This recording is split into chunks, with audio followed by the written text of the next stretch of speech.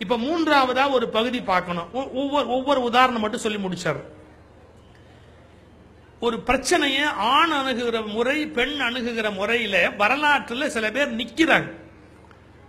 முகமது நபி அவர்களுடைய இறுதி நாள், லாஸ்ட் டே, நபிகள் பெருமகனாருடைய இறுதி நாள், படுத்திருக்கிறாரு, தூக்கம் வரல அவருக்கு.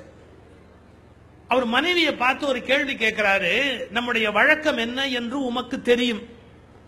தினந்தோறும் சம்பாதிப்பதை இரவுக்குள்ளாக தானம் செய்துவிட்டு வெறுங்கையோடு தூங்குவது நம்முடைய வழக்கம்.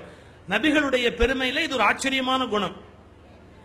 பட்னத்தார்லாம் ஒரே நாள்ல சம்பாதிச்சதை அப்படியே தூக்கி போட்டு சாமியாரா போயிட்டார். ஒரு வார்த்தை சொல்லட்டுமா? ஒரே நாள்ல எல்லாத்தையும் தூக்கி போட்டுட்டு துறவியாவது ஈஸி. தினம் சம்பாதிச்சு தினம் அதை விட்டுட்டு தினம் துறவியா படுக்க போறது கஷ்டம். காலையில எல்லாம் சம்பாதிச்சுட்டு ராத்திரி எல்லாத்தையும் கொடுத்துட்டு படுக்க போறது கஷ்டம். நபிகள் அப்படி வாழ்ந்தார். தினம் சம்பாதிப்பாரு, ராத்திரிக்குள்ள எல்லாத்தையும் தானம் பண்ணுவாரு, ராத்திரி வேங்கையோட படுத்துருவார். மனைவியை கேட்கிறார், நமக்கு இது வழக்கம்னு உமக்கு தெரியும் இல்லையா?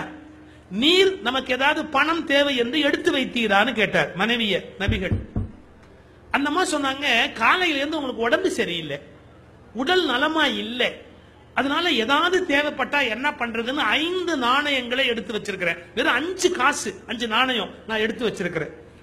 தவறு தவறு தவறு, அதை போய் குடுத்துட்டு வாங்க, வெளியில போய் குடுத்துட்டு வாங்க, அந்த காசு நமக்கு தேவையில்லை, குடுத்துட்டு வாங்க அப்படி. அந்த அம்மா கேட்கிறாங்க, ராத்திரி நேரம் இந்த காசை வாங்குறதுக்கு யார் இருப்பா? இந்த நேரத்தில் யார் இருப்பா? அவர் சொல்றாரு, இதற்காக கடவுள் யாரை விதித்திருக்கிறாரோ அவர் காத்திருப்பார்.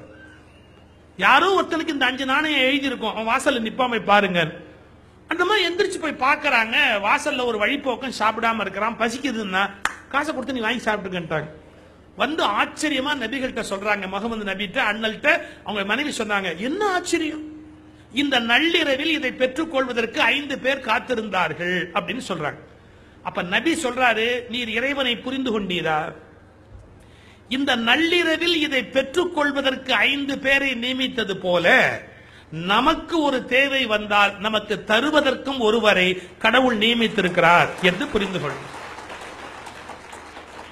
எனவே பூரணமாக கடவுளை நம்புகிற போது நாம் இவ்வளவு ஜாக்கிரதையாக இருக்க வேண்டிய அவசியம் இல்லை அப்படின்னு நபிகளுடைய மனைவி பணம் இருந்தாதான் பாதுகாப்பு நினைக்கிறாங்க. இல்ல, கடவுள் நம்மை காப்பாற்றுவார்னு நபி நினைச்சார்.